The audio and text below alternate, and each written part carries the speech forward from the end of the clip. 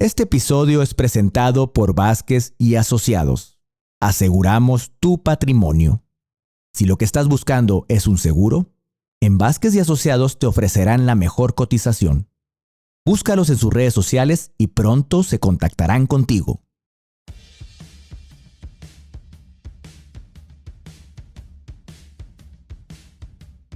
Este episodio es muy especial para mí, ya que contamos con la presencia de Rafa Jaime, un conquistador de la cumbre más alta del mundo, el Monte Everest, guiado por un Sherpa y siendo el primer iberoamericano ciego en lograr.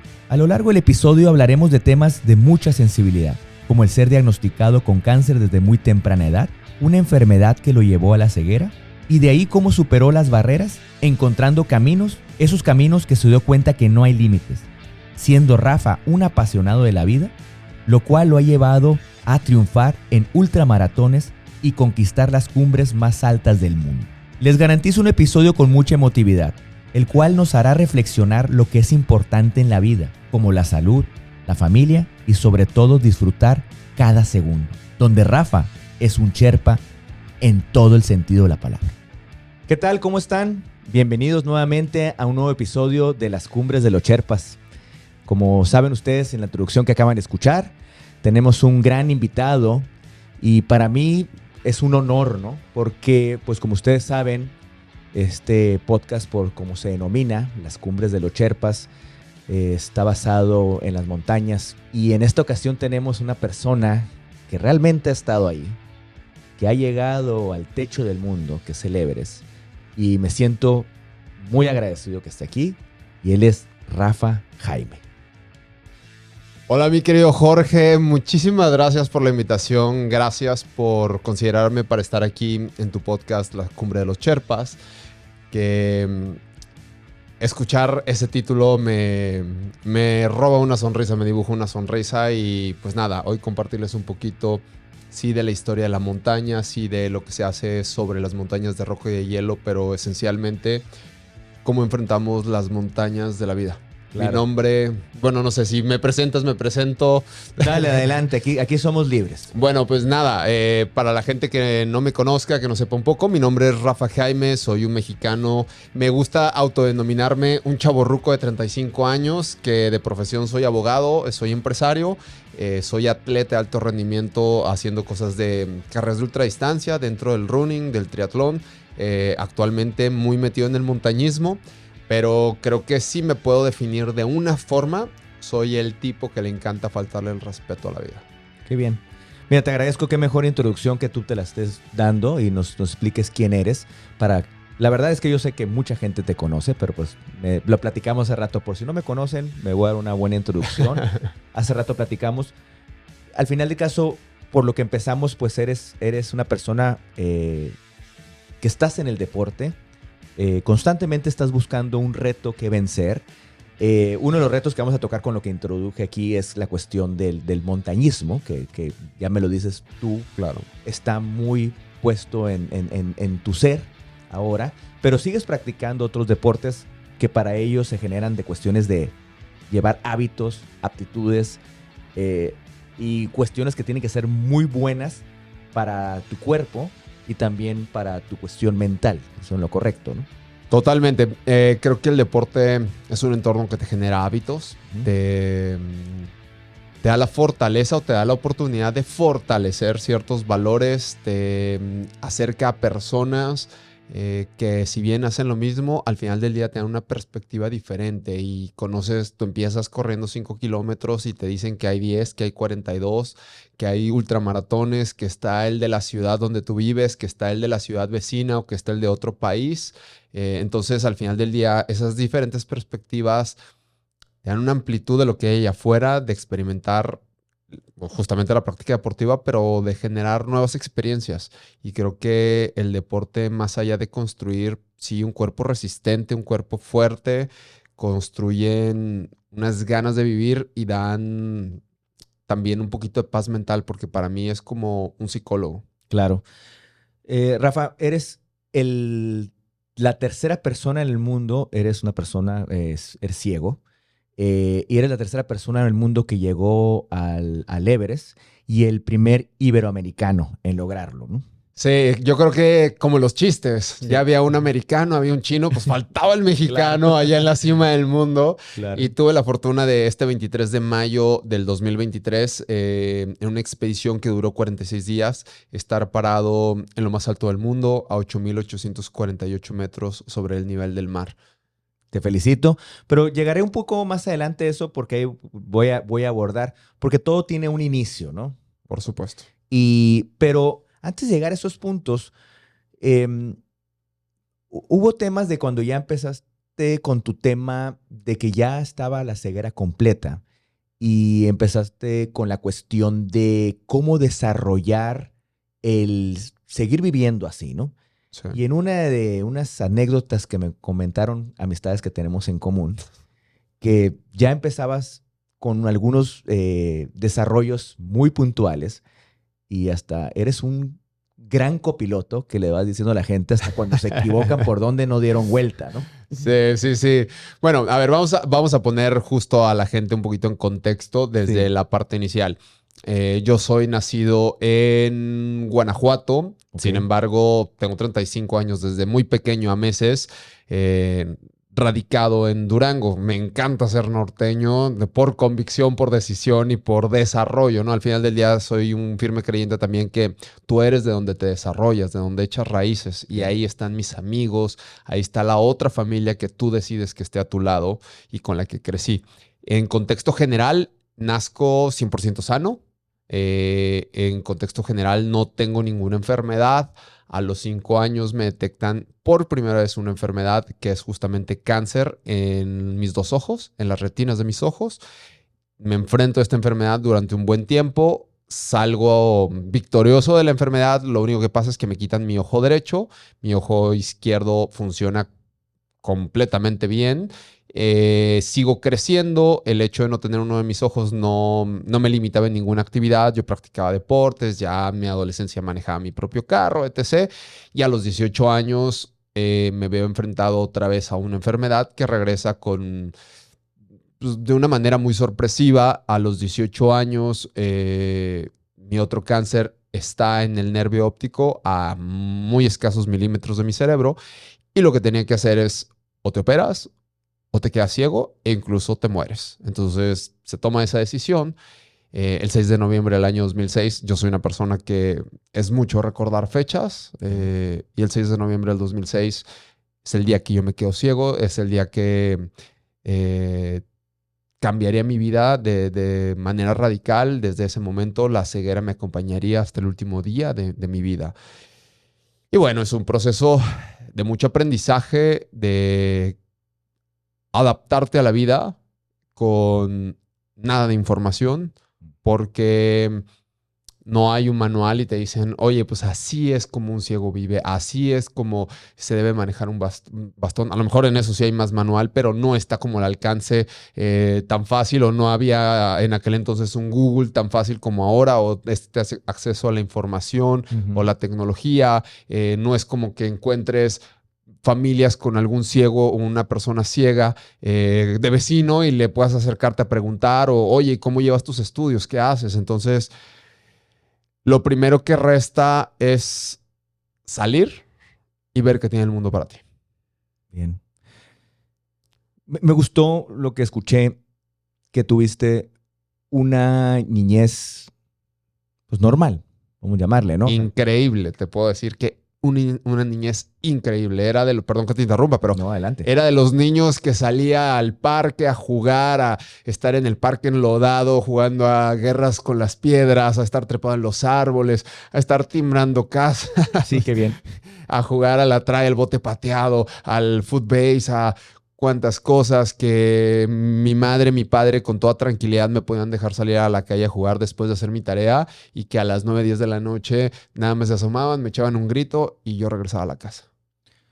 El proceso de haber vivido el cáncer desde muy pequeño, me imagino que fue muy diferente a lo que se vivió a una edad adulta. Sí, a ver, cuando pierdo mi ojo de niño, fui presa de este bullying por no tener uno de mis ojos, donde me ponían apodos, donde me ponían sobrenombres y fue algo con lo que tuve que lidiar. Ujú. ¿Fue duro eso? Fue duro, por Sí. supuesto. Fue duro porque a veces como niños o como adolescentes, a lo mejor lo hacemos jugando, a lo mejor tratamos de joder a alguien más Ujú. porque alguien más nos está jodiendo y estamos Ujú. buscando un escaparate, ¿no? Claro. Creo que todos lo hicimos o a todos nos lo hicieron, Correcto. ambas partes. Y en nuestros tiempos era un poquito más duro. más Sí, duro, era más rudo, sin lugar a dudas. Pero no teníamos con quién platicarlo. No teníamos con quién platicarlo. Hoy nos podemos acercar a papá, a mamá, Correcto. a un psicólogo, a etc. También creo que al final del día, yo creo que son importantes dos herramientas. Tener la capacidad o tener la oportunidad de hablarlo con alguien. Y número dos, tener también la capacidad de resolverlo bajo tus propios medios, ¿no?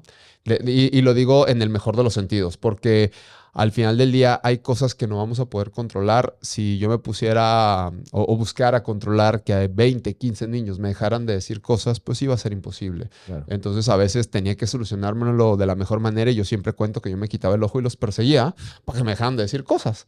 Entonces a lo mejor ya no me estaba conflictuando y no me estaba agarrando a trancazos todo el tiempo, pero era una forma de yo hacerle frente a esto, ¿no? Creo que si bien lo platiqué muchas veces con mis papás siempre me dejaban mucha motivación y decirme, Rafa, es que tú no tienes nada diferente, pues perdiste un ojo, tú pasaste un proceso, pero a los 10, 11, 12 años, a lo mejor los niños de lado no lo entienden. Creo Claro. que también hay mucha responsabilidad de los padres, hablarlo, etc.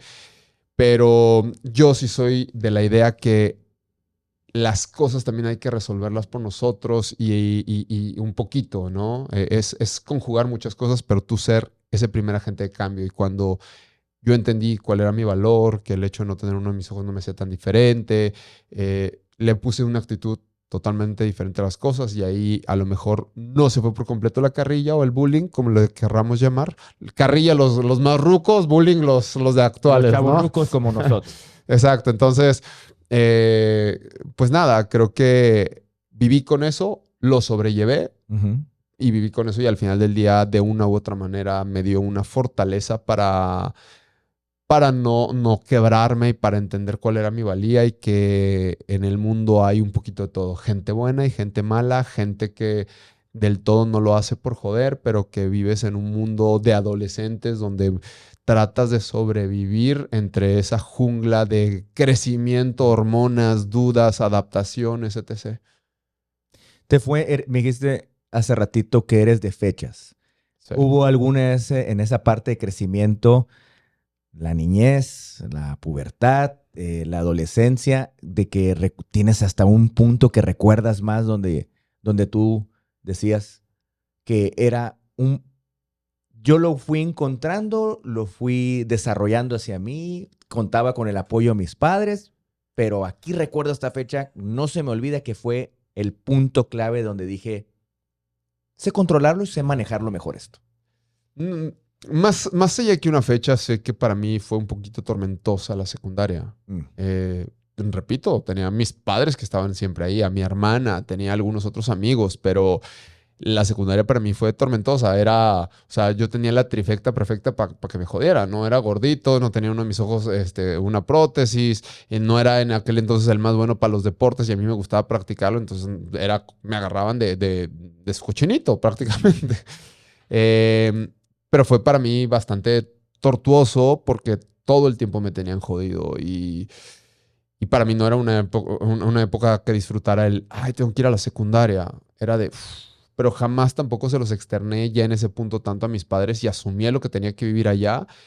Trataba de no dejarme, de también imponer una postura y nada, resolverlo, porque la vida es así y no podía estar escondido también siempre tras la falda o el pantalón de papá y mamá.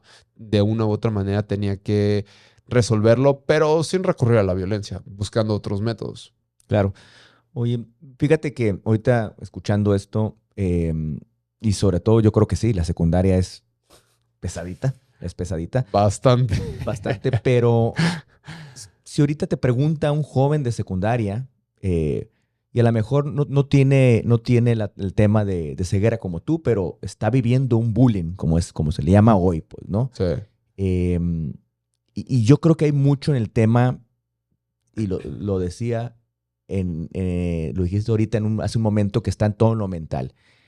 ¿Cuál es la palabra que les menciona a él o a ella de que esto te va a ayudar? Porque no nomás por lo que yo vivía, sino como persona. Porque eres tú, a pesar o sea, como ahorita llegaremos, lo que nos demuestra todo lo que has hecho es que tú sigues como si todo está normal, pero vives lo que todo mundo vive, ¿no?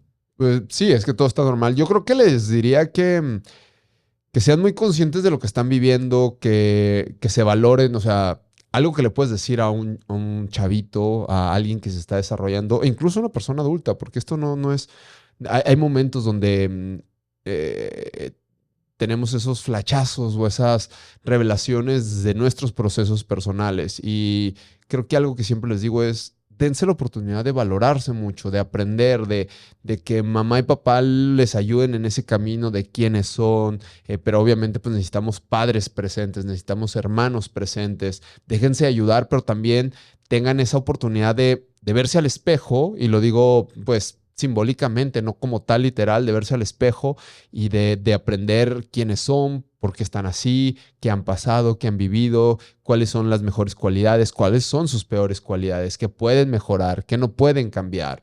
Creo que eso no nos lo enseñan mucho, y eso te da una oportunidad de tener un autovalor mucho más grande para enfrentar la vida desde los conceptos más básicos a los complejos, porque el hecho de ser joven, un adolescente, no te exenta a vivir cosas que son realmente complejas. Y también es una cuestión, a lo mejor uno como adulto, un joven está pasando un proceso difícil, y tú dices, no manches, eso es súper sencillo, ¿por qué hacen una tormenta en un vaso de agua? Pero recordemos que no todos dimensionamos las cosas, no Claro. todos procesamos las cosas de la misma manera.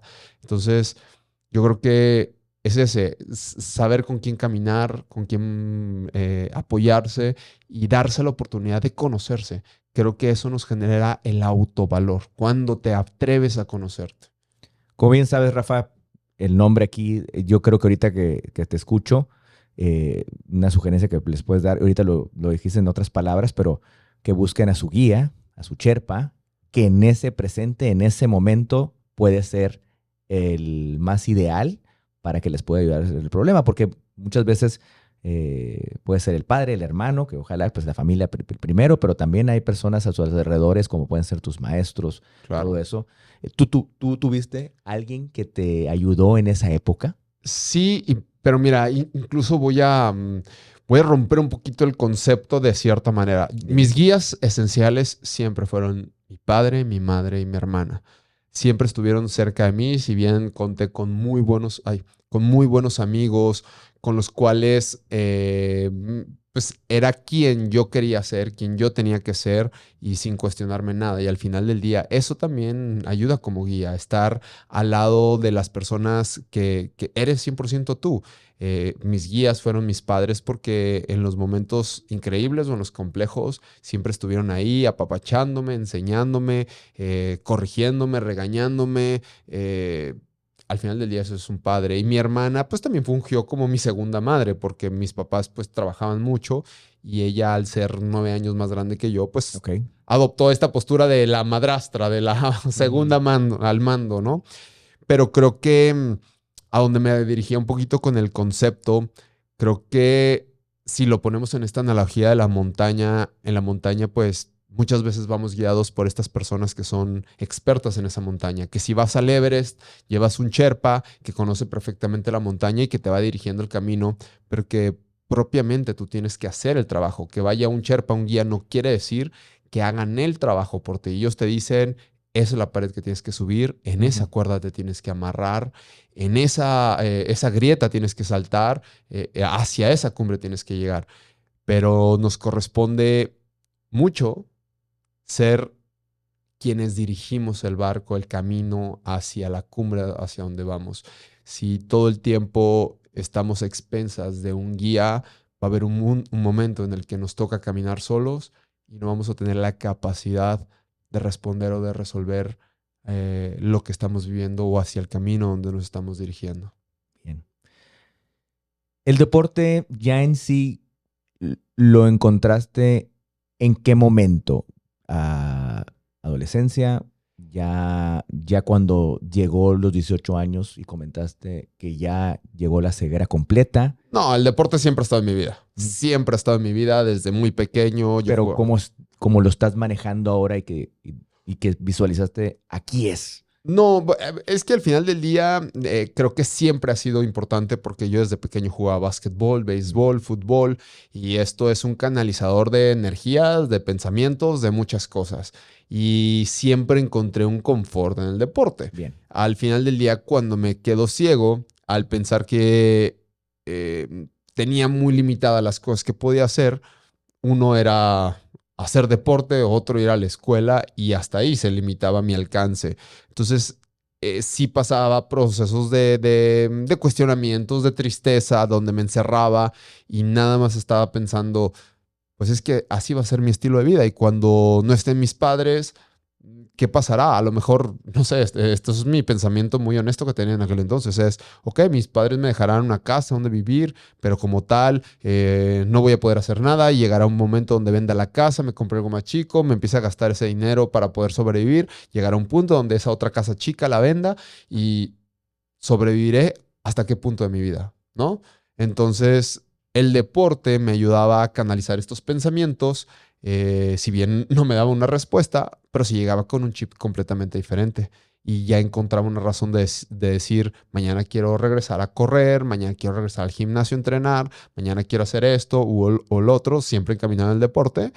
Y poco a poco, esto me fue abriendo un abanico de oportunidades. Primera oportunidad es darme las ganas de vivir. Darme ese empujón para decir, no te rindas aquí, al menos un día más. Y ese día más me daba la oportunidad de ir a la universidad, bien. prepararme, relacionarme con alguien más, tener una novia, salir con mis amigos, con mis amigas, etc. Y eso hacía que valiera la pena todo. Rafa, esta pregunta te la quiero hacer porque al final todo esto viene de tu ceguera en la cuestión de una enfermedad que es el cáncer. El cáncer es algo que la humanidad ha estado batallando por toda su existencia. A lo mejor en los últimos años hemos tenido grandes evoluciones y, y pues han dado una calidad de vida o han dado solución a ciertas personas y pues también a muchas no contamos con ellos. Por lo que te comentaba, yo viví ese cáncer con mi madre y sé todo lo que conlleva. Para mí la palabra cáncer irradia a todos los que están alrededor, no nomás el enfermo. Y hay un tema que para mí lo entendí, que son los duelos que vive el paciente y los duelos que vivimos alrededor de las personas. Cuando tú lo pasaste, era una etapa de antes de tus 18 años. ¿Cómo fue para ti esa vivencia? Y realmente puedo decir que tuviste un duelo en ese aspecto o estoy poniendo una palabra que no es como tú lo sentiste. Sí, por supuesto, fue un duelo, pero fue un duelo que no es de un día para otro ni de un mes para otro. A ver, a mí me dan la noticia que me voy a quedar ciego un mes antes. Em, Prácticamente la noticia es para mí porque pues, al final del día el que se iba a quedar ciego soy yo. Entonces yo decido regresar a casa, estar ese último mes en calma. Mis papás me ofrecieron viajar, ir a algún lugar para que mis ojos vieran algo que yo quisiera por última vez. Les dije que no, que yo quería estar en paz en su casa, en mi casa, con mis perros, con mis amigos, en el lugar donde crecí y viví. Y cuando me operan, cuando me quedo ciego, no es que te caiga o lo entiendas de golpe, porque es algo que procesas con el tiempo, qué puedo hacer, qué no puedo hacer, hacia dónde puedo ir, qué puertas me cierran, qué puertas me abren, qué construyo, qué destruyo para reconstruir en todo este camino. Fue un proceso sumamente largo, em, un proceso con muchas dudas, por supuesto. No puedo decir que todo fue siempre con respuestas positivas o con conclusiones positivas, sino era reaprender, reaprender. A veces era bajar la cabeza y seguir avanzando y soportar los embates de la vida, en estas decepciones, en estas dudas. Pero también te ibas encontrando cosas positivas y también te vas reconociendo como ser humano, como la fuerza que tienes. Y 10 años después de que me quedé ciego, encontré la conclusión a ese duelo de haberme quedado ciego el 6 de noviembre del 2016 en una carrera que hice. Encontré esa respuesta y a partir de ahí creo que tengo una visión diferente de mi vida, de quién soy, de lo que había cambiado mi ceguera en mí y listo. Creo que me manejo en un concepto. Yo no puedo hablar por los demás ciegos. Yo siempre hablo por Rafa. A veces me dicen, oye, Rafa, es que un ciego... No, yo no te puedo hablar por los demás porque Claro. todos tenemos un proceso totalmente diferente. Es como si yo dijera, todos los morenitos, platíquenme cómo bien, y todos los altos, y todo... Pues no, Claro. es una ceguera, pues, nos hace un común denominador entre cierto grupo de personas, pero no nos condiciona que actuemos, hagamos, volvamos y nos desarrollemos de la misma Es manera. algo muy personal. Claro, porque tiene que ver en qué edad, si naciste ciego, si no, si adquiriste la ceguera a los 5, a los 18, a los 25, a los 40, tu desarrollo psicomotriz, cognitivo, sensorial, etc, etc. Entonces hay muchas cosas de por medio, pero si algo entre mi ceguera, mi edad y mi actitud, porque tiene que ver mucho mi actitud y mi educación, es que yo jamás he esperado que el mundo se adapte a mí. Me dicen cuarto especial. No, ¿para qué cuarto especial? O sea, de hecho, no sé, esto es como un pequeño tip. Eh, los cuartos que están hechos para personas con discapacidad en los hoteles están hechos para personas en silla de ruedas, no para personas ciegas.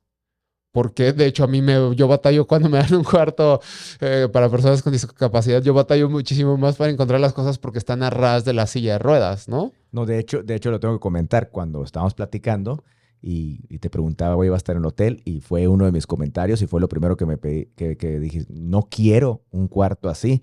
Y ahí es donde yo me caí en el shock de que es cuando digo, mira, la ignorancia con la que vivimos la gente alrededor, Pues, ah, en el aspecto que yo creo que, no sé, no puedo hablar en general, pero para mí fue un aprendizaje. exacto. Y no lo llamaré ignorancia. Al final del día es información con la cual no vivimos diariamente y que es poco lanzada allá afuera, ¿no? Pero en este mismo concepto me refiero en la vida en general. O sea, yo no tenía un desconocimiento de cómo iba a llevar mis estudios. Al principio todo me lo aprendía de memoria, todos los libros me los leían y me los memorizaba. Y imagínate cálculo diferencial, integral, hacer los procedimientos mentales al 100% porque no tengo una libreta en que basarme, un acordeón que leer. Todo eso era o te adaptas o te adaptas. Es más fácil que yo me adapte a la vida a que la vida se adapte a mí. Que una persona cambie el transcurrir o el recorrer la vida de 127 millones de mexicanos, pues eso va a ser imposible. Entonces, creo que mi duelo me dio el cierre de mi duelo me dio la oportunidad de abrazar quién soy, de, como lo digo, ya a la distancia, al buscarme, al encontrarme, ante todas estas actividades deportivas que hacía, ante toda esta prueba y error, porque ese proceso personal de construirme profesionalmente, de construirme deportivamente, socialmente, siempre fue prueba y error, prueba y error, prueba y error. Y estando ahí en esos 10 años dije, Rafa, es que así es la vida, es prueba y error, es aprendizajes, es capitalizar, es esto. Y hoy tienes algo que te va a acompañar el resto de tu vida, tu ceguera, pues úsala a tu favor.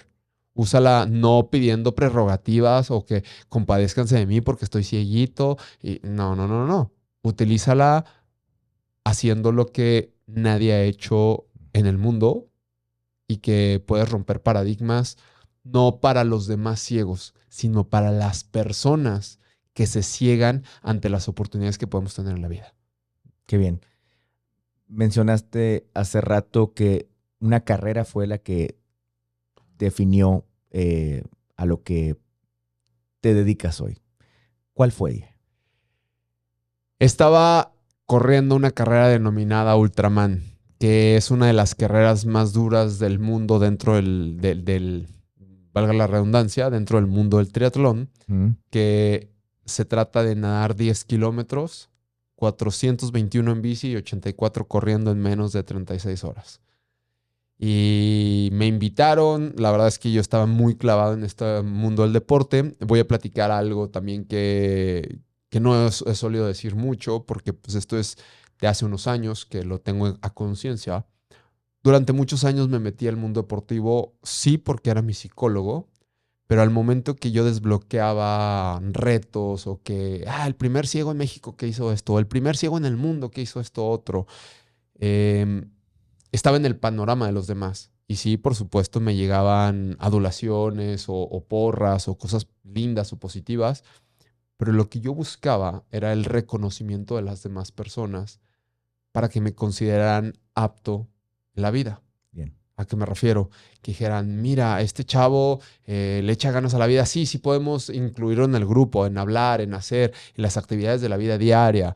Era una forma de querer pertenecer a algo. Corría, pero al mismo tiempo corría de mi realidad, de sentarme y decir, esto no lo puedo hacer para demostrar o para buscar cabida ante la vida social o de las demás personas. Y esta carrera, este Ultraman, donde, repito, se nadan 10 kilómetros, se pedalean 421 y se corren 84, al momento de estarla haciendo, ya casi al terminarla, iba por ahí del kilómetro 80, estaba pues, a escasos 4 kilómetros, me sobraba, llevaba como 29 horas y se acerca una camioneta y me decían, ya lo vas a conseguir, y bajan la ventana trasera y se asoma mi madre. Y mi madre me dice, Rafa, estoy muy orgullosa de lo que has hecho. Y yo pues, iba destrozado. Y le digo, gracias, mamá, estoy a punto de concluir la carrera. Y me decía, no, es que no hablo de la carrera. Hoy es 6 de noviembre del 2016. Hoy cumples 10 años de haberte quedado ciego. Y estoy muy orgullosa del camino que estás creando. Entonces, yo caigo en conciencia de eso y es, wow. Wow, lo que estoy viviendo, wow, lo que he recorrido. Yo lo digo de esta manera, no lo que recorrí esas horas nadando, pedaleando, corriendo, sino lo que recorrí en la carrera de mi vida y los paisajes, las personas, las experiencias, las cosas increíbles, también esos tragos amargos. Y al final del día, todo ese camino recorrido fue lo que me llevó ahí.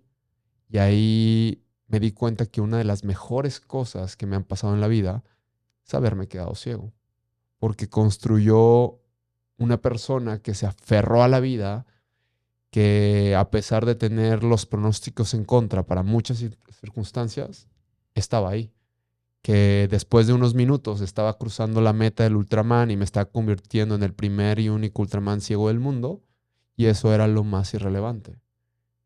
Que después de 10 años de haberme quedado ciego, abracé quién era, dejé de correr de mi realidad y a partir de ahí capitalicé la fuerza mental, emocional y física que había construido durante muchos años, que eso me ha llevado a seguir haciendo lo que he hecho hasta el día de hoy y ser la persona que soy hasta el día de hoy.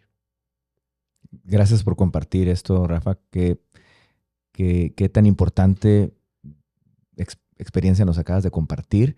Y sobre todo, aunque vamos a ir enalteciendo lo que has logrado, pero quiero enaltecer algo, la importancia de las madres y que no tuvieron una escuela para decir las palabras correctas y todo lo que significa el amor que da una mamá. Te voy a decir algo, y esto lo tengo muy presente. Mi madre falleció hace 2 años. Lo siento. Y pues mi madre siempre fue la persona más importante en mi vida. Y mi mamá me decía, ay, hijo, discúlpame por no ser la mamá más cariñosa y más apapachadora del mundo, pero nadie me enseñó.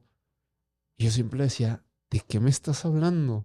Todo lo que haces está cargado, lleno de amor, tus sacrificios, tu esfuerzo, desde el momento en que nos invitas a tu casa a comer, con todo lo que le imprimes, lo que hiciste conmigo cuando estuve en cáncer, tanto de niño como de más grande, cómo sopesaste, cómo digeriste todas esas emociones, ¿de qué me estás hablando?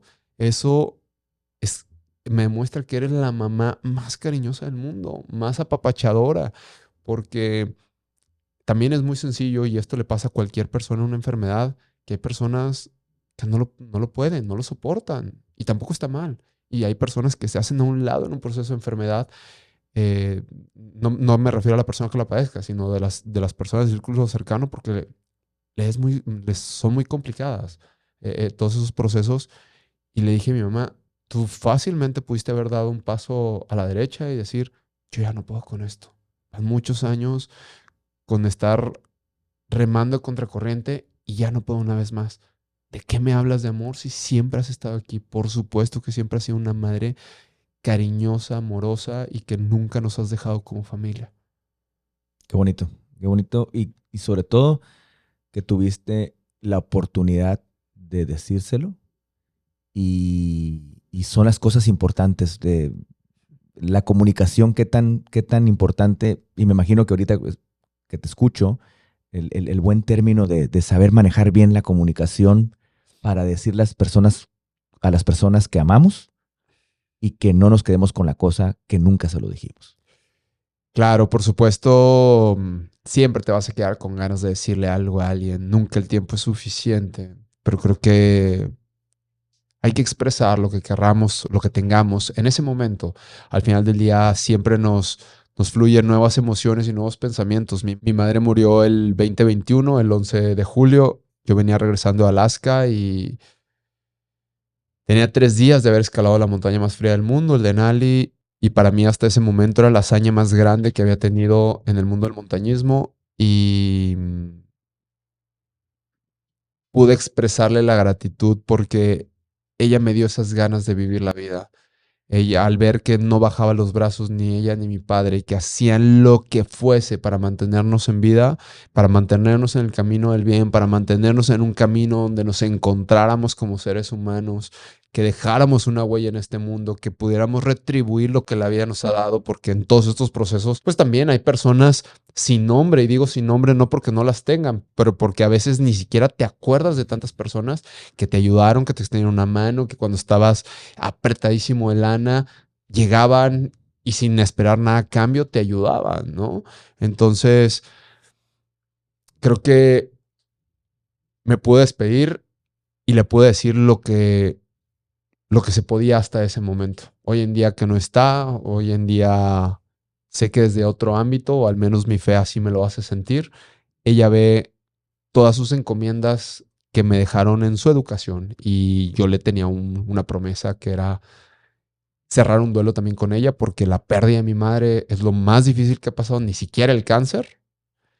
Y yo le prometí que le iba a dejar el último beso donde me despediría con ella, ya no desde el dolor, sino desde el amor, en el punto más cercano al cielo, y que eso iba a ser la cumbre del Everest. Rafa, como te lo comenté también, casi al mismo tiempo perdimos a nuestra madre y si puedo compar- con- compartirlo contigo en el sentido que es las cosas más difíciles que he vivido en mi vida. Pero bueno, aquí estamos hablando de ti y bueno, al final creo que puede ser, y visualizo con lo que me estás mencionando, cada reto que sigues logrando, la sientes a ti en ella y es gran motivación, ¿no? Pero bueno, en el punto, eh, quiero llegar a recordar un poco también las facetas que viviste con la cuestión de empezar a correr y, y sé que en el camino hubo personas que te guiaron Sí. y se encuentra eh, Pichu Rivera, que él te llevó y he visto fotos donde sales con él y te entrenó. Cuéntame un poco esa adaptación y sobre todo la adaptación que habrá tenido él como persona y las otras personas que también participaron en ayudarte en eso. Claro, mira, voy a partir de alguien también que son de estas personas que tienen mucha relevancia en todo esto. Cuando yo estaba en la prepa ya ciego, tenía un compañero que todos los domingos nos íbamos a correr. Y esto empezó, quién sabe cómo. No recuerdo cómo fue el primer día que nos fuimos a correr, por qué fue, ni nada por el estilo. Un día fuimos al parque, tenemos un parque en Durango donde la pista mide 800 metros. Y el primer día fue darle una vuelta y con una vuelta fue de, "Uy, yo no regreso aquí, por favor." Siguiente domingo, 2 vueltas. Siguiente domingo, 3 vueltas. Así hasta que completáramos 10 vueltas, 8 kilómetros. Después aparece, ese amigo se llama Tony y En Durango. en Durango. Ujú. Y radica actualmente en Mazatlán. Y 15 días después aparece una carrera que se corre en Durango muy famosa, en aquel entonces de 15 kilómetros de la libertad de expresión en junio. Ok. Decidimos inscribirnos, pero yo empecé a correr con otro amigo, más distancia, otro amigo de Jardines, Gabriel Arce, Ok. Jardines donde yo vivo, y con él empecé a entrenar el último mes. Hago mi primer 15K. Para mí fue un sueño, para mí recorrer esos 15 kilómetros fue brutal. Esta sensación de volver a correr en las calles, escuchar las porras, esta sensación de libertad para mí me voló la cabeza por completo. Después que sigo corriendo, conozco a Pichu. Un día alguien me lo presenta, me invita a su equipo. Yo siempre lo digo que soy más fácil que la tabla del 1 y a todo digo que sí. Y le digo, va. Y a los 3 meses que estoy entrenando con él, corro mi primer maratón, 42.195 kilómetros en el Maratón Internacional de Cancún. Ah, bien. Me enamora esto y me dice, Rafa, el siguiente paso, me encantaría que hiciéramos un triatlón juntos. Yo sin saber qué era el triatlón, otra vez le digo, vamos, ya me entero de lo que es el triatlón, que es nadar, andar en bicicleta y correr. Y el 13 de junio del 2013, junto a Pichu, nadando 1.9 kilómetros, 90 en bici y 21 corriendo, me convierto en el primer triatleta ciego en la historia de México. Y Pichu, al igual que mis compañeros del equipo Aquiles, Ujú.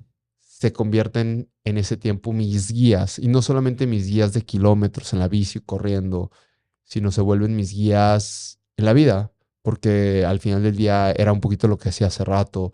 Ellos empujaban estas ganas de vivir, de querer, de volver a hacer, de tener una meta, un medio maratón, un Ironman, un triatlón, lo que tú quieras, pero ese empuje y esas ganas de compartir de ellos, porque nadie me cobraba nada, nadie me decía, ok, yo te ayudo, pero no había un tema de intercambio de conveniencia. Realmente me regalaban sus ojos de manera muy desinteresada y de ahí salieron grandes amistades, pero debo de resaltar la parte de Pichu porque fue la persona que me dio esta amplitud de querer salir allá al mundo y ver nuevas experiencias a través del deporte.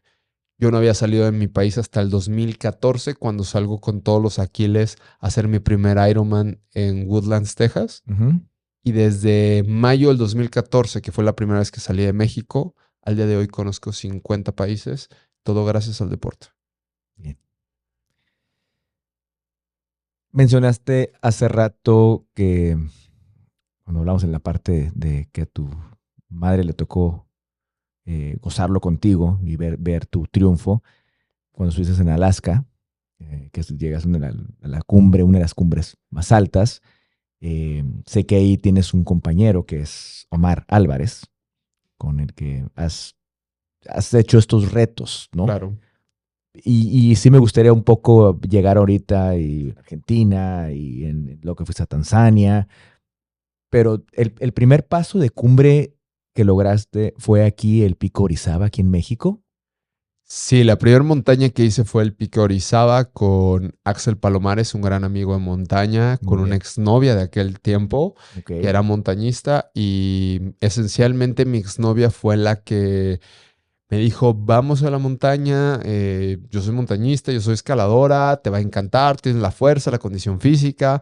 Y pues me aventuro, voy a la montaña y no sabía qué fregados estaba haciendo arriba de la montaña. Uno, por el grado de peligrosidad, al final del día hasta los más expertos se mueven en la montaña. Claro. Decía, ¿qué carajos estoy haciendo aquí? Me pegó el mal de altura. Pero al final del día también fue un proceso, yo creo que soy un poquito que me gusta la mala vida porque iba sufriendo y decía, no, esto me está costando mucho, por supuesto que me aferro hasta que lo logre. Entonces me encantó. También yo siempre agradezco mucho que Axel Palomares, que iba como guía principal, pues se haya, ahora sí como dicen por ahí, que se haya rifado, que haya querido aventurarse y era una persona ciega en la montaña. Y más en el Pico Orizaba, que no es una montaña fácil por el glaciar.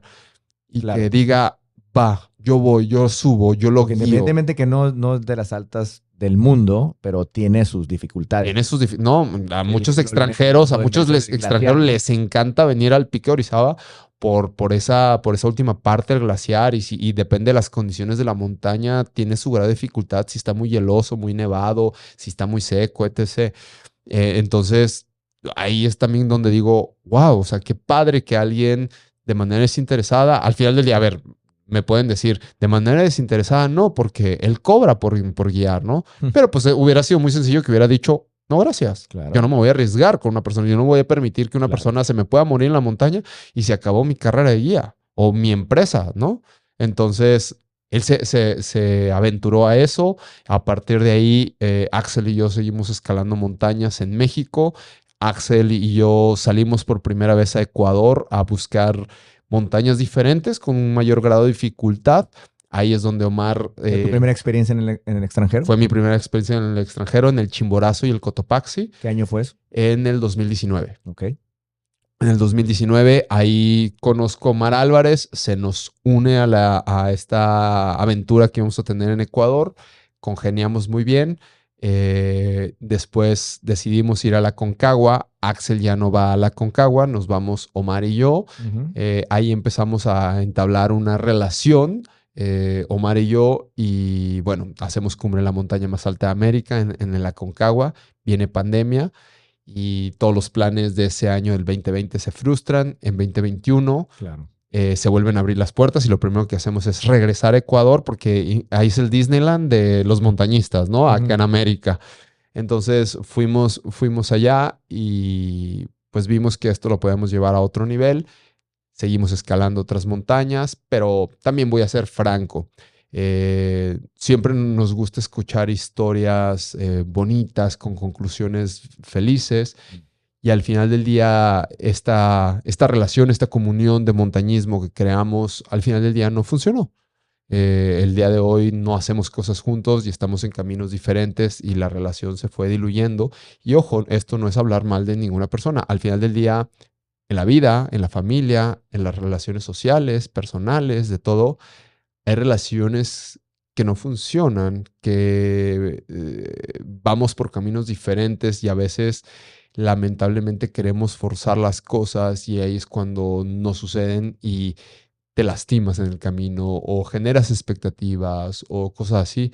Y creo que por querer estar forzando esta relación, llegó a ese punto y bueno, hoy en día, al final del día, creo que los dos recorrimos muchas montañas, muchos lugares juntos, que los dos obtuvimos grandes experiencias, que al final del día le agradezco muchas cosas en el camino y sé que él también debe de anidar cosas importantes en todo esto que vivimos. Pero bueno, pues son relaciones sociales y relaciones humanas y al final del día la vida nos llevó para cosas diferentes. Qué bueno que mencionas esto, Rafa, porque a lo mejor todos están, imagino que en las entrevistas que tienes constantemente, por ser una persona que mucha gente te admira como un servidor, pero es importante que yo creo que esto que te tocó vivir y todos hemos tenido alguna ruptura, Sí. porque todas las rupturas, pues las rupturas amorosas, hay rupturas de sociedades, desafortunadamente hay rupturas hasta familiares que buscamos y no se le deseamos a nadie, pero me gustó mucho cómo lo manejaste, te felicito, porque habla del tema de la madurez que tenemos que llegar en estas cuestiones y no te veo nada de enojo, no te veo nada de ímpetu, sino al contrario, veo agradecimiento. Mira, es que al final del día lo bueno, lo malo que hayamos vivido de fondo le corresponden a él y a mí. Y él sabe lo bueno y lo malo que hicimos y que no hicimos. Y Claro. hasta ahí. Al final del día se queda en eso. Al final del día creo que ahora sí que como dicen por ahí, a los dos lo bailado nadie nos lo puede quitar, Claro. ¿no? Vivimos muchas montañas, vivimos cosas increíbles dentro de estos viajes, conocimos personas increíbles que al final del día los dos conservamos como amigos y nada, es parte de la historia, es parte de nuestra historia de vida y querer borrar eso dentro de nuestra parte de nuestra historia de vida es borrar un cacho de nosotros. Y nada, creo que él tiene otro camino, yo tengo otro camino y tal cual, así, no hay enojo, no hay nada, cada uno tomó una decisión y asume lo que hizo y lo que no hizo y punto. Y ya, es así, o sea, eh, si no supiéramos soltar, es como, como le ponen en este contexto actual, ¿no? De que las relaciones tóxicas, pues tendríamos una relación tóxica de montañismo, de compañeros, si estuviéramos en los dines y diretes, y es que tú hiciste, y es que no, y lo que fue, lo que vivimos, vivimos, y con eso que construimos, sigamos avanzando, cada quien en su propio sendero. Bien, bien. Gracias por compartir esto. Em, Cuando estás en esto y estas montañas que mencioné, en Nali en Alaska, estuviste en el Elbrus en Rusia, hay, hay una, digo, todo el mundo tiene su visión, el Everest, ¿no? Claro. Pero hay una en ese camino que fuiste rompiendo tus retos de cumbres, hay una que recuerdes que fue una, híjole, esta fue bastante difícil. O sea, y eso que no está categorizada como la más difícil. Sí, hay dos montañas que me han costado muchísimo trabajo, que son las que mental y físicamente más trabajo me han costado. Y ni siquiera fue el Everest, ni siquiera fue la Concagua, ni siquiera fue el Denali. Fue el Chimborazo en Ecuador, Mm, una montaña también muy peligrosa. Es la montaña más cercana al Sol. Y me van a decir cómo es la más cercana. Debería ser la más cercana al Everest por ser más alta, pero por donde está situada, o sea, en el Ecuador y como es la forma del globo terráqueo, en teoría debería ser más alta el Chimborazo. ok. Son 6.300 metros de altura, pero bueno, por la zona geográfica donde está, debería medir mucho más alto que el Everest todavía. Ujú. Pero bueno, regreso al punto que es una montaña sumamente complicada y particularmente coincidía que el día que le iba a subir era el cumpleaños de mi padre Mm, y se la dediqué. ok. Y Dios mío, las condiciones de la montaña estaban complicadas, nieve muy suelta, una rampa muy inclinada. Yo no soy una persona liviana, yo mido 1,91 y peso 87 kilos. Entonces los puentes o los escalones que íbamos haciendo de hielo o de nieve se derrumbaban muy fácil. Entonces a mí daba 2 pasos y me regresaba 1,5. Híjole. Entonces era durísimo, durísimo y en la altura pues eso cuesta muchísimo trabajo. La verdad es que me aferré y llegué con lo que pude pensando que la cumbre no se acababa el viaje porque todavía viene la vuelta de regreso y en el descenso es donde hay la mayor cantidad de accidentes. Sí. Entonces era como, sí lo estoy dando todo, pero al mismo tiempo reservarme porque viene el descenso. Y ahora en enero escalé el Bonete Chico Mm, en Argentina. ujú. Estoy escalando también las 10 más altas de toda América como proyecto. Ah, qué bien. Y resulta que cayó en el cumpleaños de mi papá otra vez. Y otra vez se la dediqué. Y le dije, a ver, gordito, creo que ya te voy a dejar de dedicar montañas el día ¿Y de él tu está cumpleaños. contento o le dejas más mortificaciones en su No, no, cumpleaños? contento, contento. Sí. Pero le dije, ya te voy a dejar de dedicar montañas porque me cuestan muchísimo trabajo el día de tu cumpleaños. No sé qué pesa más. La obligación de que tengo que llegar a la cumbre porque es tu dedicatoria. Pero yo creo que esas. Y fuera de broma, creo que esas. Pero en un contexto más humano, creo que el año pasado por primera vez fui a los Himalayas, fui Ujú. al Manaslu Ok. y conocí de cerca la muerte. Conocí de cerca los accidentes, las avalanchas, las grietas, las pérdidas de dedos, de las manos, de los pies, los edemas pulmonares y me marcó mucho. Sí.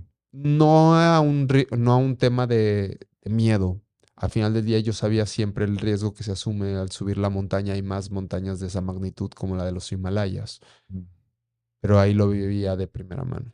Personas con las que conversé 5 minutos después ya no estaban. Personas con las que conversé al día siguiente se perdieron entre una avalancha.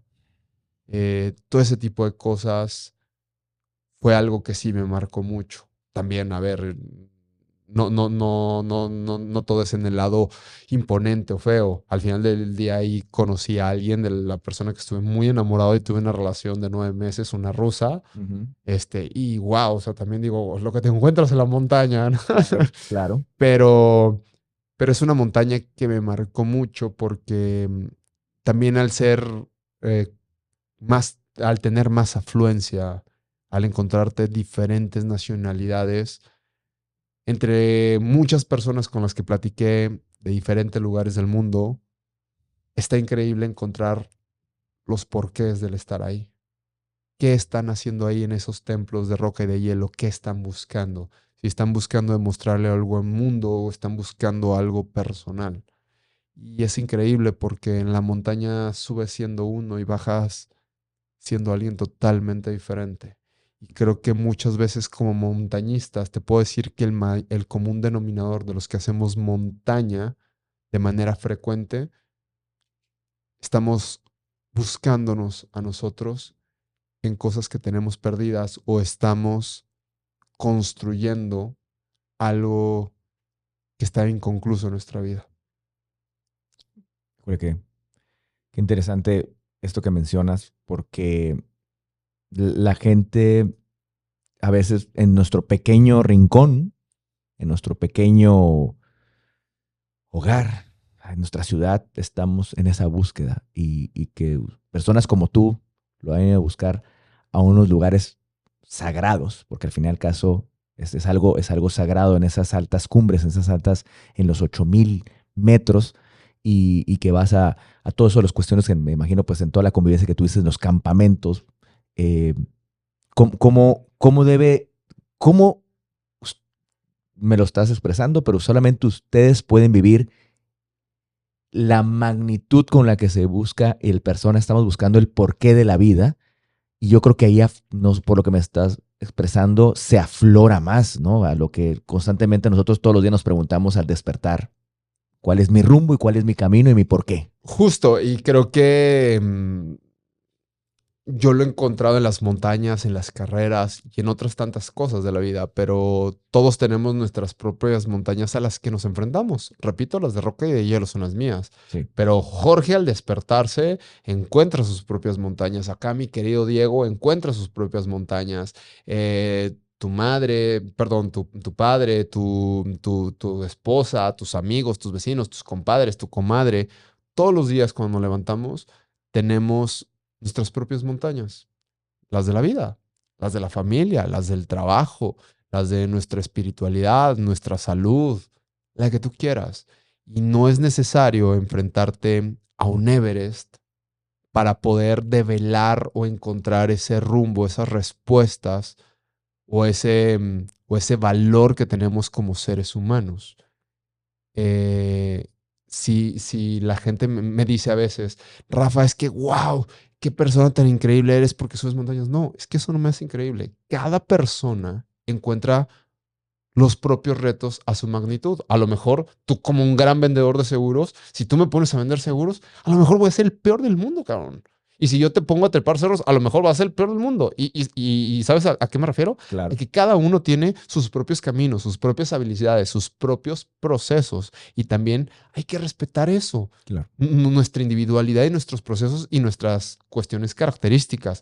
Yo hay algo que digo mucho y va justo de la mano de esto. Yo no soy una persona extraordinaria. El hecho de subir montañas, de hacerlo sin ver, no me hace una persona extraordinaria. Lo único que a lo mejor dice mucho de mí es que soy una persona de voluntad Ok. y nada más. Que tengo una voluntad muy grande, que tengo una resiliencia muy grande, que tengo una disciplina muy grande, una convicción muy grande y nada más. Pero creo que lo que me significa, lo que me define más, es que soy una persona de intentos. Ok. ¿Por qué? Porque me levanto todos los días e intento construir algo con mi vida, con mi vida. Intento resarcir errores, intento subir una montaña, intento disfrutarme algo. Intento, simple y sencillamente, vivir. Por eso soy un hombre de intentos, antes que cualquier otra cosa. Bien, bien, Rafa. Eh, es inevitable que tenga que tocar el tema de que llegaste a la cumbre más alta del mundo, ahora sí, por los metros, que es el Everest. Y yo creo que por lo menos es lo que nos transmiten los montañistas, es que es el sueño, ¿no? Cuéntame el proceso, sobre todo lo que, a ver, llegas, no sé si llegas a Katmandú, eh, la gente desde que el que te recibe, no sé si de ahí aparecen los Sherpas, los rituales que se viven en la cuestión sagrada y la cuestión religiosa y, y luego ya que empiezas al llegar a cada campamento, la pregunta va más en el cuestión mental. Porque independientemente que, oye, con mi ceguera lo logré, lo que te tocó vivir, lo viven los demás que están ahí, que es su mente, lo que tienen que trabajar. Claro, en lo físico y todo eso, pero no sé si estoy mal, que es la mente el tema que más tienes que coordinar allá. O estoy mal, y te ayuda el entorno, te ayuda lo sagrado que es ahí, te ayuda a las personas, estos grandes guías y lucherpas que son para mí unos superhumanos, super mujeres, porque como me mencionaste, ellos te van diciendo, pero me imagino que traen una seguridad también y te lo transmiten. O ¿cómo está todo el contexto ahí? Voy a hacer un resumen del viaje así, como para que nos teletransportemos un poquito para allá. Gracias. Llegas en un vuelo a Nepal, generalmente conectas o con Qatar o con Dubái, de ahí vuelas directamente a Katmandú. Cuando tú llegas al aeropuerto de Katmandú, empiezas a vivir la esencia de ese lugar que tiene una magia, un sabor. Se respira algo diferente a lo que estamos acostumbrados de este lado del globo terráqueo. Empieza a escuchar ruido por todos lados, carros, motos, pero siempre encuentras un gesto, un saludo de la gente originaria de Nepal. Cuando llegas, lo primero que hacen es que te reciben con una bufandita amarilla, que es como de bienvenida, de que están felices de que estés ahí. Son personas sumamente serviciales. Te pones inmerso en la ciudad y escuchas todo este desastre, ¿no? Motos por todos lados, pi, pi, pi, pi, pi, pi. Y dices, madre mía, ¿en dónde estoy? Querer cruzar una calle, para mí creo que es más peligroso cruzar una calle en Katmandú que subir el Everest. Entre todas las motos, el relajo que hay por allá, que no hay semáforos, etc. Pero si algo conserva Katmandú es la esencia de gente buena. Y me atrevo a ponerlo en un contexto general porque la gente es muy amable, es muy servicial, te ayuda mucho. La verdad que la gente nepalí es increíble. Es increíble y Nepal tiene una historia pues, muy característica, ¿no? No me voy a meter ahorita en historia, mejor que la gente que esté escuchando se eche un chapuzón en la historia de Nepal, pero tiene una historia muy particular. De ahí tú preparas, pues ya llevas tu equipo, tomas un vuelo o un helicóptero al aeropuerto más peligroso del mundo, que está en Lukla, porque literalmente está en un precipicio. Entonces llegas ahí y a partir de ahí tienes 9 días de caminatas que te sirven como parte de la aclimatación al campamento base. Okay. Lukla es una ciudad que está a 2.200 metros de altura y el campamento base está a 5.340 metros de altura. Cuando pues te estás internando en esa caminata de 9 días, estás cruzando literalmente parte de los Himalaya y te encuentras pueblitos muy pintorescos, gente, niños jugando, niños cargando cosas. Si bien vas a ver mucha gente porteando cosas de montañistas, la esencia de esos pueblos es que su comercio era entre ellos, entre el trueque, entre animales, entre leche, entre frijol y todo este tipo de cosas, y están acostumbrados a la carga. Entonces, son gente fuertísima desde cientos de años. Y es impresionante repito, la alegría, la energía que te regalan. Pasas por templos budistas, seas creyente de lo que seas creyente, creo que siempre es importante respetar la fe de los demás. Entras a los templos budistas y te dan una oración, entras a un ritual y te regalan unos collarcitos que son realmente unos lacitos de ciertos colores como de protección. Llegas al campamento base y a partir de ahí te preparas las siguientes semanas a hacer algo que se llama aclimatación. Subes y bajas el Everest a diferentes altitudes de manera paulatina y gradual para ganar y perder altitud y acostumbrar a tu cuerpo a las alturas. Para que cada que tú pierdas altura crees glóbulos rojos y tu cuerpo tenga la capacidad para soportar 6,000, 7,000 y 8,000 metros de altura. Esto es una cuestión que toma semanas, pasas mucho tiempo en campamento base, tomas una ducha cada 15 días, cada 10 días, cuando sale el solecito, calientas un poco de agua, te metes una carpa y ahí te estás mojando con una manguerita como puedes y bueno, realmente más que baño es ahí una limpieza de avión o alas y motor y vámonos. Lavas tu ropa ahí, es cuando sale el sol suele ser muy caliente por la altura a la que estás, pero la gran mayoría del tiempo hace frío. En toda esta aclimatación y proceso pasaban semanas, mi expedición inició el 6 de abril. Para el día 19 de abril, 18 de abril, yo ya estaba preparado físicamente y nos dicen que el 23 de mayo hay una ventana para ir a hacer cumbre. ¿Qué es una ventana? Que en la cumbre, que a 8,000, arriba de los 8,000 metros de altura, hay buenas condiciones de clima. Okay. Las buenas condiciones que a mí me tocaron fueron menos 42 grados con 5 kilómetros por hora de viento, un día soleado. Muy soleado y wow. El día 18 a Omar Álvarez le da un edema pulmonar, él no puede subir. Y yo subo con una persona que se llama Gesman, que fue mi guía. ¿De qué nacionalidad? Nepalí. Ok. Que fue mi guía, fue mi Sherpa en esa montaña. Fue mi Sherpa, si bien no habíamos trabajado como tal juntos, había una gran barrera a la comunicación, pero él me entregó su voto de confianza y me dijo, yo te ayudo a que llegues a cumbre, yo te dirijo. Y yo valoré mucho eso porque ¿quién te regala esa confianza? Si bien también me pueden decir, es su trabajo, pero él ya había cobrado. Hiciera cumbre o no, él ya cobraba. Y no tenía por qué arriesgarse. Y lo decidió. No fue fácil al principio. De hecho, de campamento base al campamento 1 pasas la zona más peligrosa que se llama el Khumbu Icefall, el glaciar del Khumbu. 10 horas cruzando ese glaciar. Cuando la primera vez que lo pasamos en 6 horas y media. O sea, 3 horas y media extras. Pasé demasiado estrés. Muchas veces los pies se me iban al precipicio. Un pie se me iba a una grieta. Por no tener esta instrucción tan exacta. Pero estaba preparado para asumir esa montaña. Estaba preparado. Al final del día el objetivo era el mismo.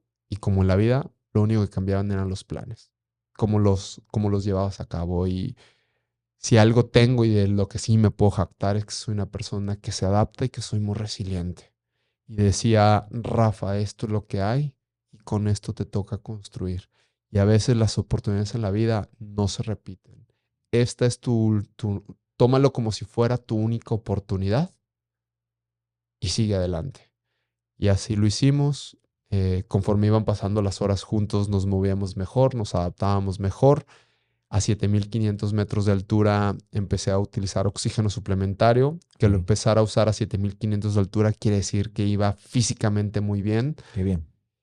Pero, pues por supuesto que vienen pensamientos durante todo el proceso, no en ese momento, sino durante todo el proceso que te preguntas por qué estoy aquí, por qué dejé las comodidades de la casa, el día a día, extrañas la rutina, el hecho de meterte todos los días en la mañana, darte un regaderazo, de tener un cafecito caliente que tomarte, que beber, de estar conviviendo con otras personas, de no ponerte la misma camisa que te has usado durante 15, 20 días, el hecho de dormir en una cama, el hecho de aplastarle un botoncito al refrigerador y tener agua fresca. todas esas cosas que parecieran simples, las extrañas, pero te apalancas de tus pensamientos, de tus convicciones, de tus pasiones. Yo esa montaña la estaba haciendo por niños con cáncer, estaba juntando recursos y también quería mandarles un mensaje que después de un cáncer, a pesar de que quedan secuelas en nuestra vida, hay oportunidades de cómo vivir la vida. No justamente en una montaña, pero cada uno puede crear su propia historia muy valiosa. Esos niños y esas niñas que estaban luchando contra el cáncer, pues intentaba de alguna manera ser un referente para escalar su propio Everest, su propio cáncer, ¿no? Y por supuesto que estaba la promesa que le había hecho a mi madre. El día 22 de mayo estaba llegando a 8,000 metros de altura. 8,000 metros de altura es la famosa zona de la muerte porque al no haber oxígeno, tus órganos vitales empiezan a morir poco a poco y tenía unas cuantas horas para subir y bajar. A las 10 de la noche salimos hacia campamento, hacia la búsqueda de la cumbre. La comunicación era más complicada porque el viento pegaba en las orejas, traía una máscara en la boca, no podía ver. Entonces yo siempre digo que estaba como Shakira, sorda, ciega y muda. Era difícil, pero me estresaba un poco, pero tenía que mantenerme lo más relajado posible y a través de sensaciones, de sentir una huella, porque a Gesman no lo podía tocar, iba a 5 metros de él sobre una cuerda, trataba de escuchar sus movimientos o sentir las huellas que él dejaba en la nieve y guiarme solo por eso. Cuando llegué a la cumbre sur dije, Rafael, ¿cómo recorriste esto sin ver, escuchar ni hablar? Y fue un momento donde sí, sí aplaudí lo que hice, porque reconocer lo que uno hace, lo que logra, lo que trasciende también es muy importante. Eso no es sinónimo de soberbia ni de ego. Y dije, bueno, de aquí cruzo el Hillary Step, la segunda parte más peligrosa, concentrado. Y cuando terminamos, mi Sherpa me dijo, Rafa, 30 minutos más y estamos en cumbre. Y ahí no pude dejar de llorar. Me acuerdo perfectamente la imagen que tenía del Everest en mi cabeza, de cómo lo vi alguna vez en los libros. Dije, Rafa, te toca esta arista y estás arriba, estás arriba. Y ahí estábamos. 23 de mayo del 2023 a las 6:33 de la mañana, horario de Nepal. Estaba en lo más alto del mundo, a 8,848 metros de altura. No grité, no celebré, sencillamente me senté en esa cumbre. Fuimos los primeros que llegamos ese día a la cumbre y me quedé callado. Y escuché la pasividad de ese lugar. Mis oídos pueden percibir el rebote de los sonidos cuando tengo cosas enfrente, pero al no haber nada a mi alrededor, sentía esa inmensidad. Y dije, ven dónde estás después de 17 años de haber perdido la vista. Más allá de que estás parado en el punto más alto del mundo, estás viviendo la vida que querías vivir. Y esto es un reconocimiento a mi madre por prepararme durante 33 años para la vida. Reconocimiento a mi padre porque durante 35 años me enseñó que este ser humano tenía la capacidad de llegar a un Everest y bajar sano y salvo. Le pude dejar ese último beso a mi madre y al bajar no te sientes una persona diferente o superior. Simple y sencillamente es una experiencia más de la vida y haber escalado el Everest no me hace ni mejor ni peor persona. Solamente me da una herramienta extra para enfrentarme a las montañas que están aquí a ras de piso, las de la vida. Rafa,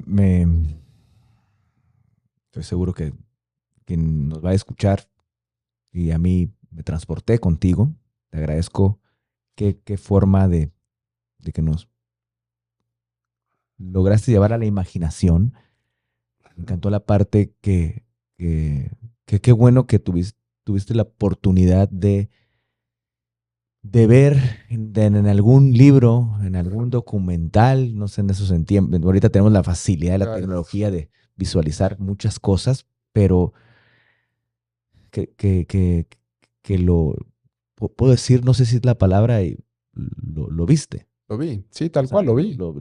y luego el tema de tu madre, de tu padre, o sea, sobre todo que es- estabas cerca de ella.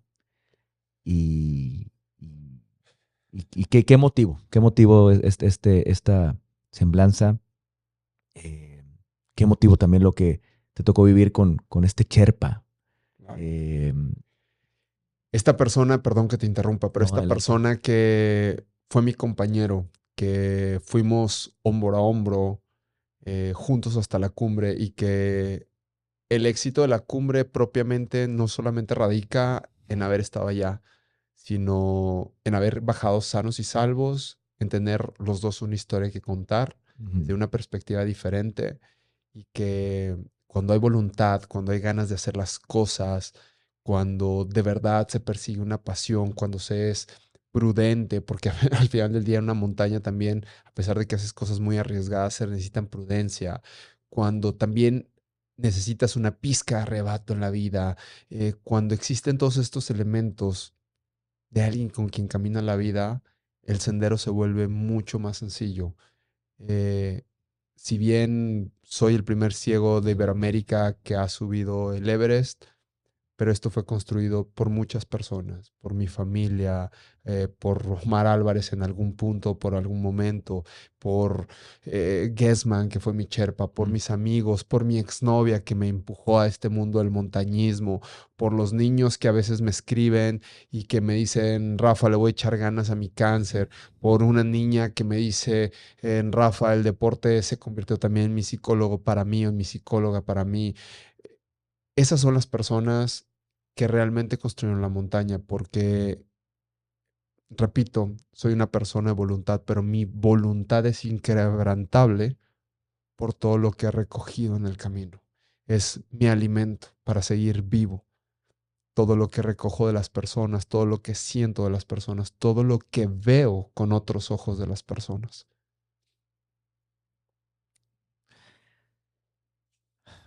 Rafa, Y yo no venía a llorar aquí, mi querido Jorge, pero no, pero yo no, yo tengo que controlarme, pero estoy aquí contigo y lo estoy viendo. Rafa, ¿qué sigue? Sé que hay temas, también ahora voy a ir a otra parte completamente al extremo, que son, has hecho los maratones, el maratón de sables en el África, el desierto. Hubo un momento en que no se pudo concluir. sí. ¿Qué pasa con esos retos que no se lograron y cuál es el siguiente reto? Bueno, voy a partir diciendo que las personas siempre me preguntan, Rafa, y bueno, después del Everest, ¿qué sigue? ¿Qué puede haber? Pues bueno, el mundo es tan inmenso, tan diverso, que hay muchas cosas que se pueden explorar, que se pueden hacer.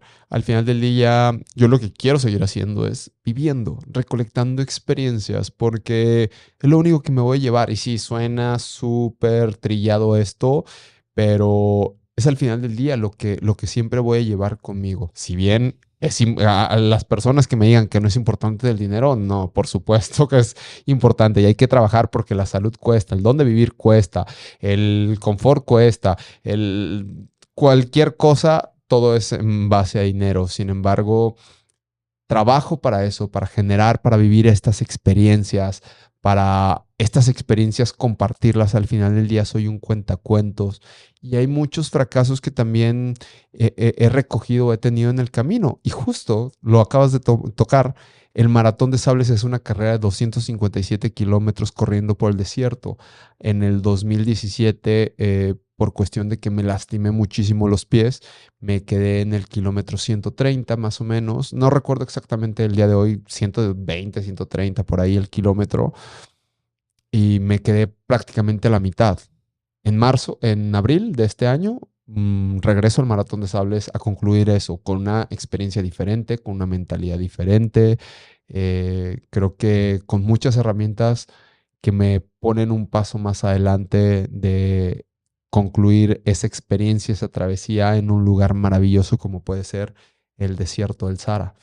Y bueno, concluyo e inicio el año al mismo tiempo de una manera brutal porque me voy a Argentina en este proyecto que contaba de escalar las 10 montañas más altas de América. Me faltan 5 y en ese mes voy a escalar 4. Va a ser una jornada sumamente dura. Pero bueno, es lo que me gusta. Voy a tener la oportunidad de recibir el año nuevo arriba de una montaña. Eso jamás lo he hecho. Entonces Qué bien. va a ser increíble. Seguro me llenaré de muy buena energía. Y bueno, la Antártida también viene el próximo año. Al final del día esto es algo que también solvento gracias a patrocinadores, a marcas que van de la mano con los valores, con las historias que compartimos.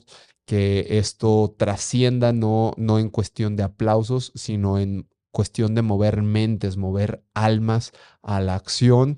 Creo que hoy en día como sociedad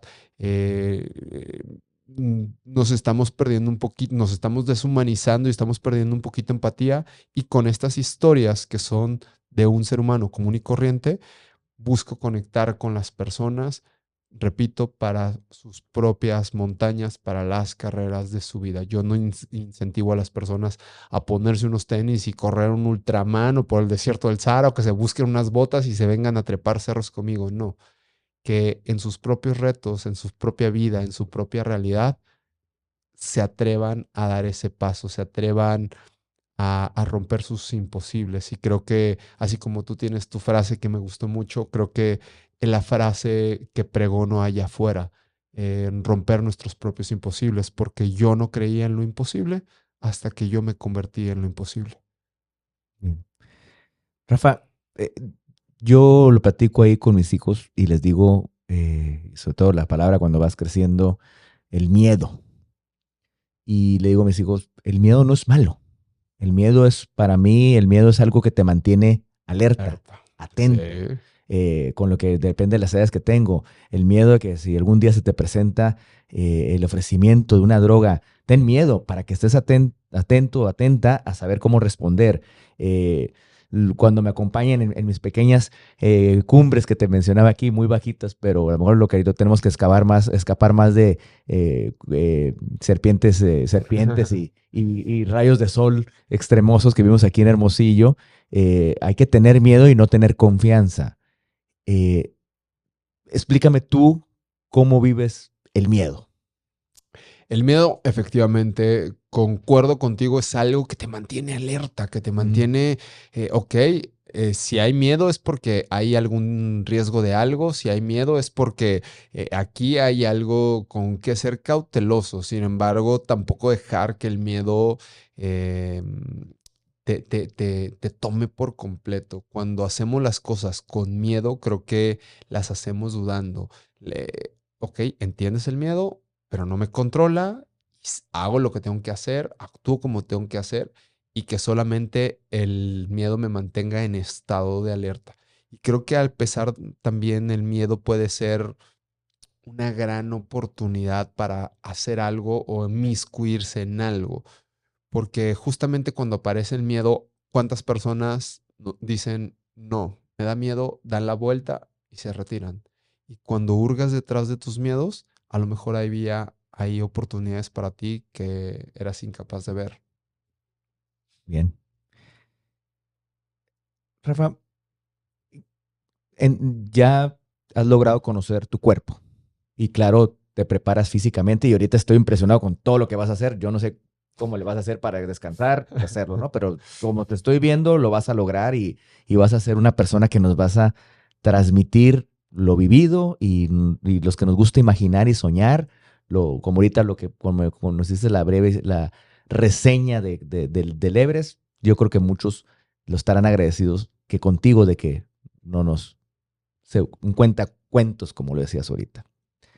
Pero tu cuerpo, ahorita que te has preparado más y han pasado más años, ¿en dónde le tienes más respeto? ¿A los extremos del frío, a los extremos del calor? ¿En dónde es donde el miedo te pone alerta para prepararte mejor tu cuerpo? Reconozco que mi cuerpo funciona mejor en el frío, así como tú, amigo, yo soy también sudoríparo. Muy bien. Entonces, el calor me pega durísimo y me deshidrato muy fácil. Ajá. Entonces, trabajo un poco más complicado en el calor, pero bueno, al final del día el cuerpo es cuerpo y se adapta si lo trabajas, si lo preparas. Seguramente, por ejemplo, poniendo como ejemplo el maratón de sables que voy a correr en el desierto del Sahara de 257 kilómetros, pues mucha de mi preparación voy a tener que salir a correr a las 12, 1 de la tarde, en primavera, a 40 grados, en la montaña, en Durango, pues para tener condiciones más o menos similares y para que el cuerpo se vaya acostumbrando a este tipo de exigencia que le pones, ¿no? Pero sin lugar a dudas, trabajo mucho mejor en el frío. Soy el tipo que siempre anda encuerado en la montaña, Ujú. que ando con la chamarra abierta y solamente una playerita abajo y me dicen, no, tengo calor. Oye, pero no tengo calor. O a veces, es más, el pico de Orizaba, y no estoy invitando a que la gente lo haga, no, no, no. Soy yo, hablo de mí. Lo subí sin guantes. O sea, sin guantes. Y estábamos a -7, -8. Y se te congelan las manos facilísimos. Y yo subí sin guantes. Me decían, ponte unos guantes. Y yo, ahorita es que tengo mucho calor en las manos. ¿Cómo es posible que tengas calor? Iba haciendo un esfuerzo pues más fuerte de lo habitual porque era mi primera vez en la montaña y eso mantenía mi temperatura corporal muy alta, pero al final del día era muy caluroso y todos me decían, es que no es posible que subas sin guantes. Entonces yo duermo en boxers, en mi sleeping, cuando voy a la Ujú. montaña me dicen, es que de plano tú estás loco. Y dije, no, es que yo soy feliz en el frío, hasta duermo profundo. Pero bien.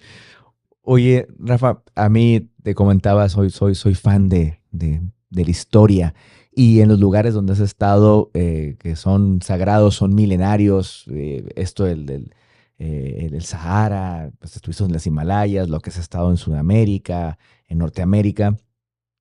¿Has conocido gente que te han transmitido temas de historia eh, y de ancestrales que pudieron llevarte una imaginación de lo que en tiempos de miles de años atrás el ser humano, sin estar en estos retos que tú estás logrando, tenían que recorrer y caminar por sobrevivir? Sí.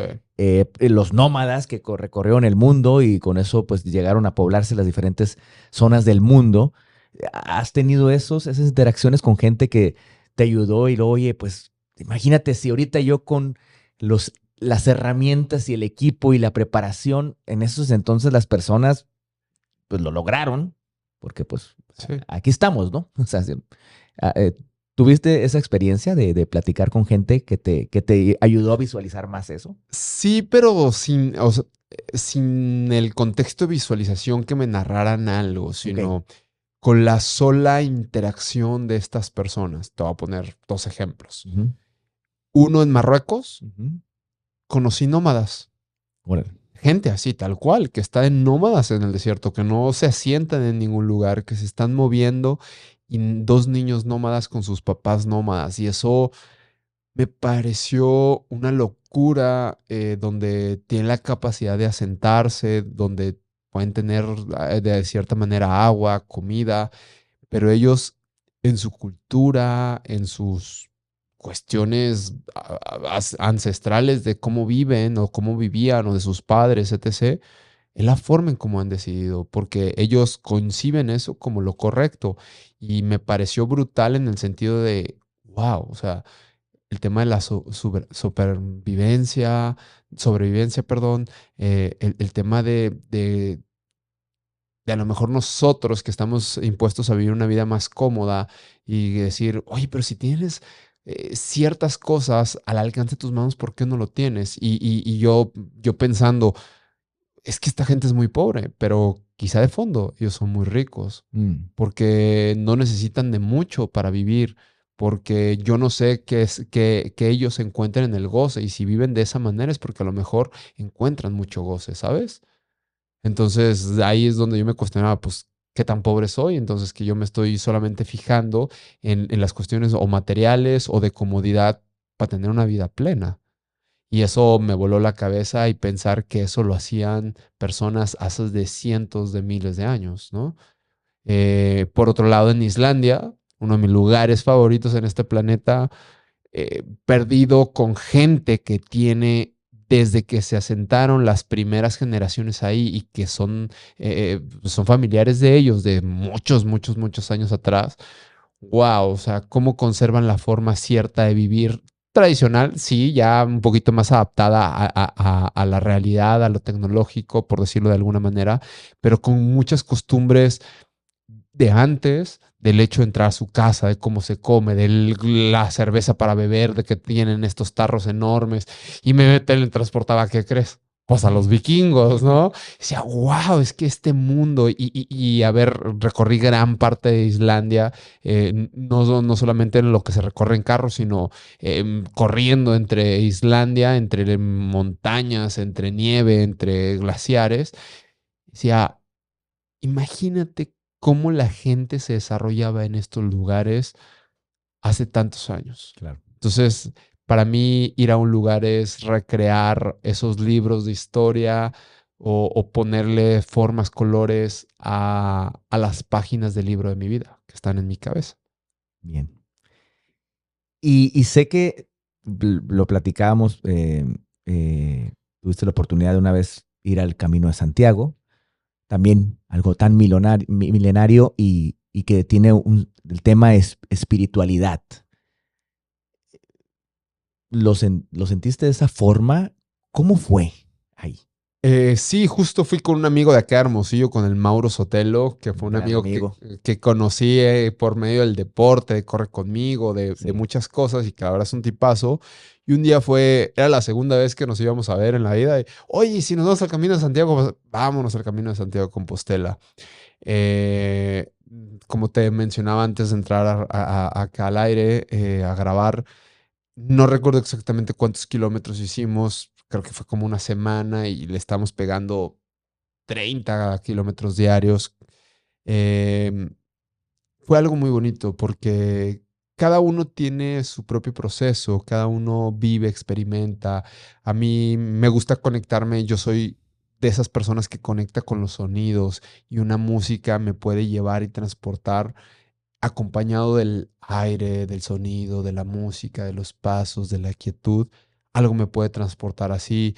Hay personas a las que no les gustan. Por momentos llevamos música, por momentos no llevamos música. Sentarnos en medio de la nada, en un pastizal a comer esto. Tantas horas caminando y caminando y caminando. Por supuesto que te avientas un clavado a tu cabeza, a tus emociones, a tener este diálogo personal y discernir cosas buenas, cosas malas de tu vida.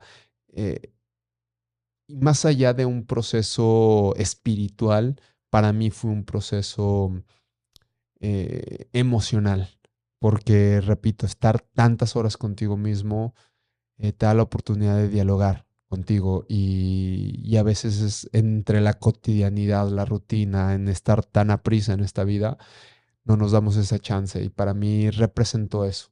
Eh, Cada quien lleva sus propios propósitos, a veces hay personas que lo hacen en penitencia o que se lo regalan a alguien en una dedicatoria, etc., de muchas maneras, o quien lo hace solamente de manera deportiva y creo que todas son válidas. La cuestión es un camino de Santiago de Compostela o el camino que sea o lo que sea que siempre lleva una acción de construcción, creo que siempre es válido y siempre es aplaudible. Gracias, gracias también por compartir esta parte. Rafa, hay mucho que podemos estar platicando. Y pues ojalá que después tengamos más oportunidades. Yo creo que podemos hacer hasta 5 episodios con todas las historias que tienes, ¿no? Con el favor de Dios, ojalá. Y nomás ahí lo que te pediríamos nosotros los que te admiramos, cuídate, ¿no? Gracias. Pues hasta donde siempre con mesura, al final del día, pues esto que hago también implica un poco de riesgo, pero sin rascarle los destos al león, Sí, claro. solamente también disfrutando y asumiendo que todo tiene consecuencias y riesgos en la vida, así como un día puedes cruzar la calle y te pueden atropellar, Claro. en la montaña o en algún otro lado puede pasar, pero lo que sí es que quiero perseguir mis pasiones, no quiero quedarme contemplando cómo los demás sí se atreven a dar un paso y yo no. Y quiero que el límite en mi vida sea mi último respiro. Gracias. Rafa, ya estuviste en el Himalaya y no sé si vas a volver. Por lo que veo, yo creo que sí. Y ya ahí sí, ya estuviste apoyando, qué noble causa el tema de los niños con cáncer, algo que tú viviste de niño y imagino que todavía fue un poquito más grandioso el sentir. Pero recuerdas que te comentaba que este podcast está muy basado en lo que yo quiero que las personas que estén aquí nos puedan dejar con sus palabras, su mensaje. Yo pongo ahí el ejemplo, pues las cumbres de los Sherpas que están en el Himalaya y lo pongo mucho en que lo hago con el amor y cariño que le tengo a mis hijos y que todos los papás les tenemos y que tu padre y tu madre, que en paz descanse, lo tuvo. ¿Qué mensaje le puedes dar a las nuevas generaciones, a los niños, a los que van a estar en el mañana, que vienen con un mundo difícil, sobre todo ahorita lo que estamos viviendo, para que enfrenten la vida y salgan adelante? Mira, creo que no podría dejar un mensaje generalizado para todos y que tenga cabida. Creo que les podría dejar un par de consejos. Gracias. Que se den la oportunidad de conocerse, de que se abracen y se respeten así como están, con el lugar en donde les tocó vivir, con quien les tocó crecer, así como son físicamente, que en este proceso y en este camino de la vida pueden cambiar muchas cosas de su vida para bien, pero siempre partiendo de abrazar quiénes son, con lo que tienen y con lo que no tienen. Y desde ahí el camino se vuelve más sencillo, pero siempre respetándose como personas, como seres humanos. Un segundo consejo que les podría decir es que vayan allá afuera, que salgan, que se atrevan a hacer cosas diferentes que nutran la mente, que nutran el cuerpo, que nutran el corazón, hacer cosas que te roben una sonrisa, algo que también ayude a los demás, que, que puedas estirar la mano y levantar a alguien, que puedas compartir algo que contagie, que te atrevas hasta en cosas más básicas como a comer cosas diferentes, a jugar cosas diferentes, a escuchar música diferente. Atreverse a hacer cosas diferentes también te da una perspectiva que no tenías. Ves el mundo con otros ojos y eso está increíble porque te pierdes, muchas veces nos perdemos por pensar que nosotros vemos el mundo con los mejores ojos y no nos damos la oportunidad de verlos en este caso con los ojos de Jorge, con los ojos de Diego, con los ojos de María, con los ojos de José. Y atreverse a eso es tener una perspectiva más amplia del mundo. Y un tercero, y que es algo que me encanta repetir, es que le falten el respeto a la vida. ¿Y a qué me refiero con faltarle el respeto a la vida? Que vayan en contra de los pronósticos, que donde les digan que no se puede, lo intenten 1 o 2 o 3 veces. Si encuentran un límite, ese límite los llevará a caminos diferentes. Que cuando se les presente una enfermedad en la vida, falten el respeto a la enfermedad y vénzanla, lúchenla. Que cuando se enamoren, falten el respeto a la vida y enamórense con ganas y quieran y amen y cuiden y procuren. Eso es faltarle el respeto a la vida. Rafa, nuevamente, no me voy a cansar de decirte gracias. La verdad es que ha sido un episodio muy emotivo. Me trajiste recuerdos de que vivimos en conjuntos, pérdidas, pero también me transportaste a lugares que tenemos en este mundo y que son hermosos. Y te agradezco ser un embajador de eso. Y vuelvo a repetir, cuídate porque te necesitamos. Gracias. Para que nos sigas llevando esa motivación y ese soñar que a veces ciertas posibilidades de gente que traen ganas y no significa, como bien mencionaste, el que no lo hicieron no los hace ni más ni menos, pero gracias a eso de que existen personas como tú, lo viven y se lo adjudican y lo tropicalizan en su sentir. Y gracias por ello. Muchas gracias, amigo. Muchas gracias y gracias a todas las personas que nos regalaron su tiempo para escucharlos. para escucharnos a ti y a mí. Gracias por ser el conducto para llegar a más personas. Y pues nada, solamente dejarles un abrazo, decirle a las personas que si quieren seguir todas estas aventuras, me pueden encontrar en redes sociales como @RafaJaimeMX. Ahí comparto un poquito de mis pasiones, de las montañas, de los lugares maravillosos. Te regalo lo que no pueden ver mis ojos, pero en un video, en una foto. Y que todas estas conquistas que se hacen allá afuera a través de cuestiones deportivas no son mías, son de nosotros. Gracias, felicidades. Muchas gracias a todos que nos hicieron el favor de acompañarnos en este episodio. Recuerden seguirnos en nuestras diferentes redes sociales, en las diferentes plataformas, poner seguir y suscribirse para que sean más personas que esta historia de Rafa Jaime los ayuden, los motiven y los hagan pasar un bonito momento como el que acabamos de vivir nosotros. Muchas gracias, hasta luego. Este episodio es presentado por Vázquez y Asociados. Aseguramos tu patrimonio. Si lo que estás buscando es un seguro, en Vázquez y Asociados te ofrecerán la mejor cotización. Búscalos en sus redes sociales y pronto se contactarán contigo. Estudio D.